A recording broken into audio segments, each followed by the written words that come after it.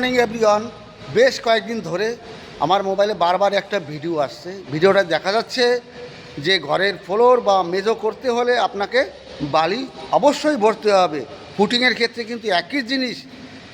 আমি আপনাকে বলছি, এ কথা আপনাকে কে বলেছে যে বালি আপনাকে ভরতেই হবে, বালি না বললে হবে না?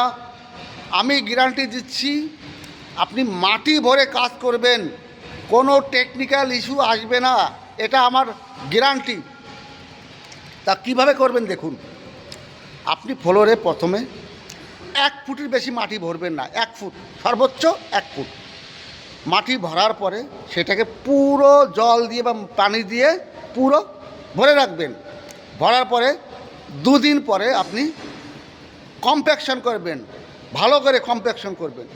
কম্প্যাকশন করার পরে একটা পাইপ নেবেন, 4 ইঞ্চি ডায়া, 8 ইঞ্চি লম্বা। পাইপটা ওই মাটির ভিতরে পুঁতে দেবেন। পোতার পরে সেই পাইপটাকে তুলে নেবেন, দেখবেন পাইপের ভিতরে মাটি ভরে গেছে। এবার ওই পাইপটাকে আপনি ওয়েট করবেন। ওজন করার পরে দেখবেন যদি 3 কিলো হয়ে যায় তাহলে আপনার সাকসেস, আপনি পাস করে গেছেন। আপনি ফ্লোর করতে অবশ্যই পারবেন, আপনাকে কেউ আটকাতে পারবে না, কোনো টেকনিক্যাল ইস্যু আসবে না, এটা আমার গ্যারান্টি। যদি ভালো লাগে অবশ্যই কমেন্ট করবেন। ধন্যবাদ সকলে, ভালো থাকবেন, অল দ্য বেস্ট।